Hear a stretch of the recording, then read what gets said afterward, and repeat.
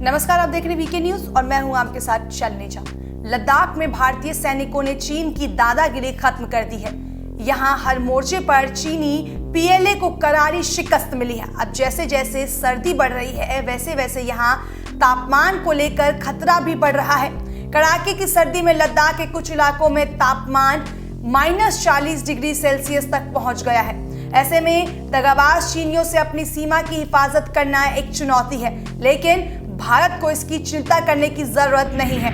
मोदी सरकार की मदद से भारतीय सेना ने यहां सैनिकों के लिए खास घर बनवा दिए हैं। इन घरों में लद्दाख का -40 डिग्री सेल्सियस का तापमान भी बेअसर साबित हो जाएगा। तो आइए जानते हैं क्या है इन घरों की खासियत और ये किस तरह से जानलेवा सर्दियों से सैनिकों को बचा सकेगा। चीन के साथ लद्दाख में टकराव में कमी नहीं आने और सर्दियों में तापमान में भारी गिरावट को देखते हुए भारतीय सेना ने यहां तैनात हजारों सैनिकों के लिए आधुनिक आवास की व्यवस्था की है। इस मामले से जुड़े अधिकारियों ने ये जानकारी दी है। लाइन ऑफ एक्चुअल कंट्रोल पर चीन के किसी भी दुस्साहस को रोकने के लिए हजारों सैनिक तैनात हैं और मई से ही पोजीशन संभाले हुए हैं। भारतीय सैनिक जिन इलाकों में तैनात हैं उनमें से कुछ जगहों पर तापमान -40 डिग्री सेल्सियस तक जा सकता है। इसके अलावा अधिक ऊंचाई वाले इलाकों में 30 से 40 फीट तक बर्फबारी हो सकती है। सेना के हवाले से बताया गया है कि सालों से यहां बनाए जा रहे समुचित व्यवस्थाओं वाले स्मार्ट कैंप्स के अलावा आधुनिक आवासीय प्रबंध भी किए गए हैं, जिनमें बिजली, पानी, हीटिंग फैसिलिटी, हेल्थ और हाइजीन का अच्छा ध्यान रखा गया है। सैनिकों को किसी भी चीज का अभाव नहीं है और वो किसी भी चुनौती के लिए तैयार हैं।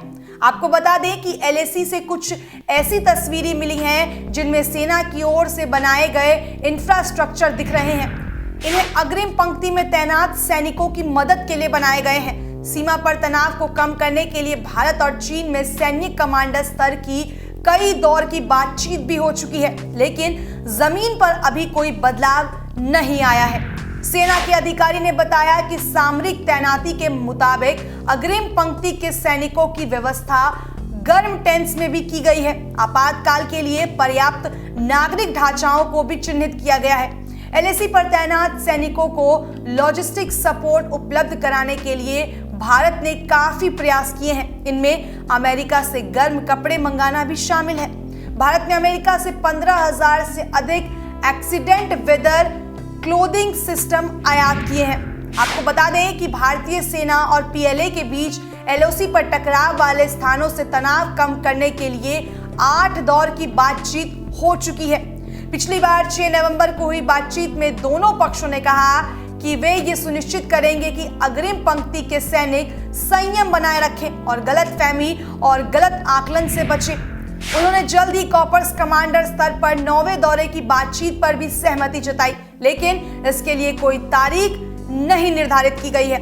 खबर पर आपकी क्या राय है, हमें कमेंट सेक्शन में बताएं और देश और दुनिया की तमाम बड़ी खबरों के लिए देखते रहें वीके न्यूज। धन्यवाद।